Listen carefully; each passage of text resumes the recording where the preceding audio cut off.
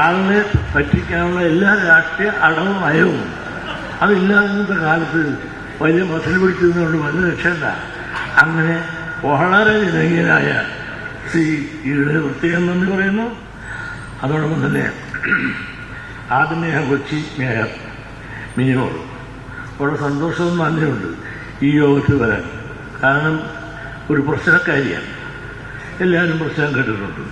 അപ്പോൾ ആ പ്രശ്നം ഒന്നുമില്ലാതെ ഇന്ന് ഭരിച്ചുകൊണ്ടിരിക്കുന്നു. ആ മഹദീര 2 വാക്ക് കേട്ടാൽ കൊള്ളാമെന്ന് ആഗ്രഹിക്കുന്നെങ്കിലും അതെല്ലാം ഒഴിഞ്ഞവരില്ല. എന്തുമാകട്ടെ ഇവിടെ വരാനുള്ള വലിയ മനസ്സ് കാണിച്ച ആ സഹോദരിക്ക് എൻ്റെ പ്രത്യേക നന്ദി പറയുകയാണ്. അതുപോലെ തന്നെ ഡെപ്യൂട്ടി മേയർ ദീപക് ജോയ് ആരെപ്പറ്റി കൂടുതലൊന്നും പറയാതെ ചുമ്മാ വിട്ടെന്നാണ് ബാബു പറഞ്ഞത്. ഞാനങ്ങനെ പറയാൻ ഞാൻ ഉദ്ദേശിച്ചിട്ടില്ല. കാരണം ബാബുവിനിട്ടും 2 കൊടുക്കും ഞാൻ. കാരണം ദീപക് ജോയ് ഡെപ്യൂട്ടി മേയർ വന്നു എന്നെ ഒരു ആദരവ് നൽകുന്ന യോഗത്തിൽ വരാൻ കാണിച്ച ആ മനസ്സിനെ ഞാനിന്ന് നന്ദി പറയേണ്ട ഒരു ഒരു മര്യാദക്കാരൻ നിലയിൽ എനിക്കുണ്ട്. മര്യാദക്കാരനല്ലെങ്കിൽ പറയേണ്ടത് വേറെ.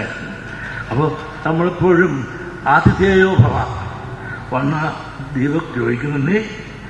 അതോടൊപ്പം തന്നെ ഹൈബിയുടെ നേരത്തെ വന്നുപോയി, ഈഴൻ MP അത് കഴിഞ്ഞ് വന്നു.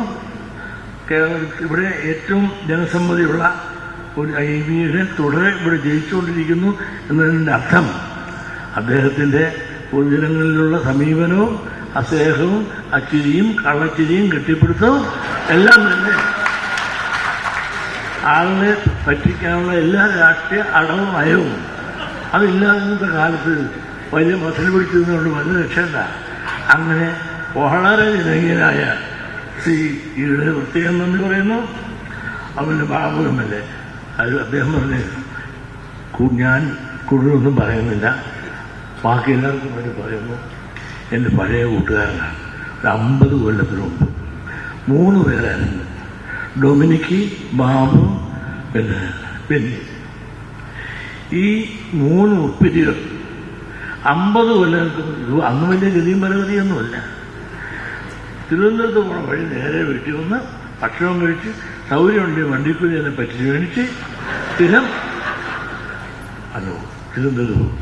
വേറെ കാര്യമില്ല, സ്നേഹം, നല്ല സ്നേഹം ഞങ്ങൾ തമ്മിലുണ്ടായിരുന്നു ഈ 3 പേരും തമ്മിൽ.